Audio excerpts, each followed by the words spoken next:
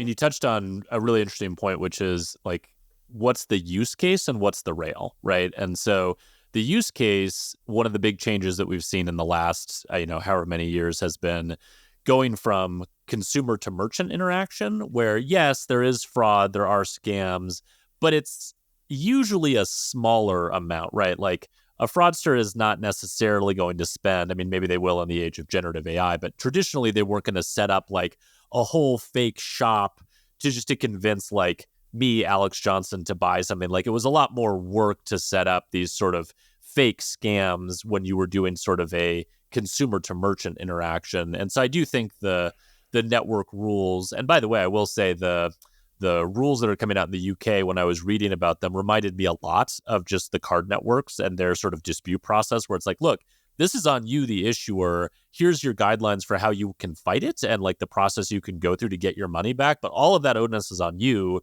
because we're going to make consumers feel safe transacting with these cards first and foremost. And so it seems like we're sort of headed in that same direction that the card networks have staked out for a while.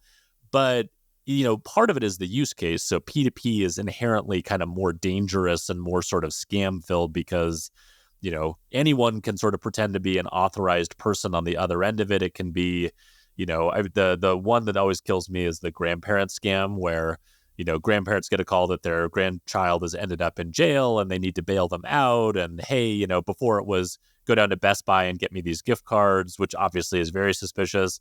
Now it's maybe slightly less suspicious because it's, send me this money via Zelle. So I think the P2P has sort of opened up the use cases and the ability to kind of blend them into, different fraudulent sort of scams.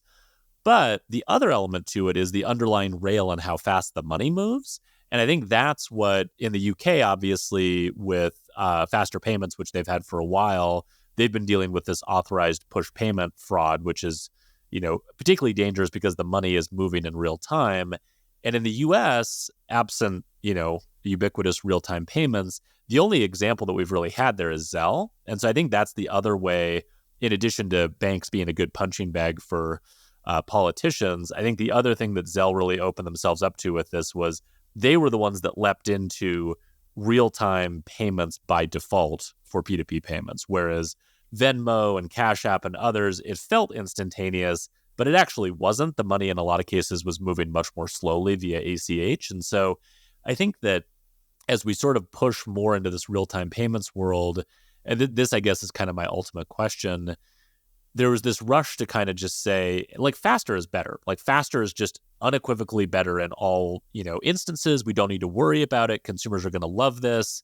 No one can hurt themselves if they move faster. And I think the experience over the last, 5+ years has been moving fast, particularly for these sort of P2P consumer use cases, is pretty dangerous. And I don't know. I mean, when I see like all of these financial institutions being on the hook for a lot more of this, do you anticipate changes rippling through to the customer experience in terms of like how they're introduced this experience? I mean, that's already happened, at least anecdotally.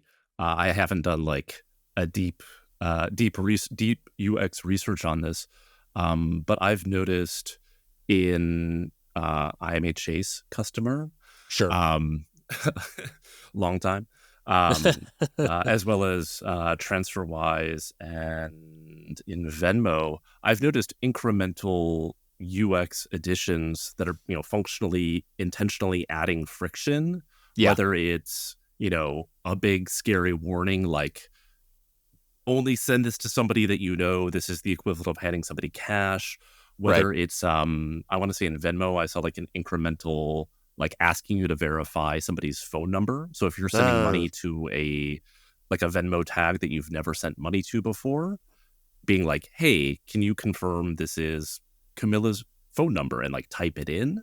So I've already, again, anecdotally noticed these sort of UX speed bumps to try to get people to sort of slow down and make sure, hey, like, are you sure you're really sending this to who you think you're sending it to? Yeah. And are you aware that, once you press this button, you more than likely cannot cancel or get this money back? And that's not, one of the big sort of features, particularly of Venmo and Cash App. I mean, I want to say at some point, like I accidentally sent money to somebody when I was trying to test something, and I work in this business and have worked on UX adjacent things in financial flows.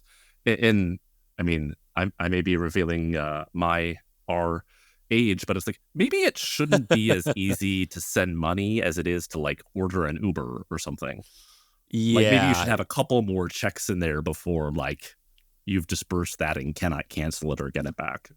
No, I totally agree. Well, like even Uber's a good example, right? Where it's like when it started off, it was like, hey, I'd like to order an Uber. And you push the button. Again, we're revealing our age. We were there when Uber was invented. You push the button and like it would just come.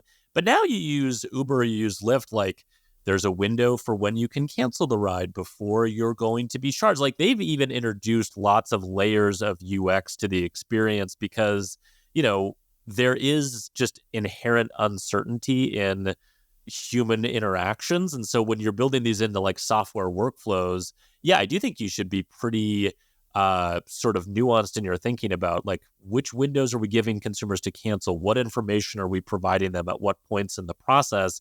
And, you know, all these things always start out with like, let's give them the most frictionless version of this to show them what the future looks like. And then it's let's layer a lot more friction in to make this more of a day-to-day usable experience. So it does feel like that nuance and sort of maturation is finally coming to this space. Again, thanks in large part to public pressure that's been heaped on these companies, I feel like. Absolutely. So it'll be interesting to see. I mean, I'm most curious to see whether or not this becomes codified into a specific rulemaking or some piece of legislation. There's no legislation happening this year. Let's be serious. But some piece codified into some piece of regulation, maybe, Yeah. as far as like actually, defining requirements and specifically seeing kind of like an even playing field between Zelle and other services, PayPal, Venmo, Cash App, as far as what customers' sort of rights and responsibilities are and where, Yeah. For industry, perhaps most importantly, where liability for those costs sits. Yeah, no, I totally agree, and I've long been of the opinion that generally speaking, more liability for financial services companies in these things is good because it's like they'll look at these things and go, "There's nothing we can do. We can't solve this problem," and then you shift the liability even a little bit, and they're like, "Suddenly we have all these ideas for how we can protect consumers and introduce more friction and stop these bad things from happening." So it's amazing what ingenuity gets unlocked as soon as liability gets moved, and so. I do think in the case of Zelle specifically, they sort of saw that rulemaking somewhere on the distant horizon. They were like, maybe let's try to get ahead of this, at least for certain types of scams. So will be interesting to see how it evolves.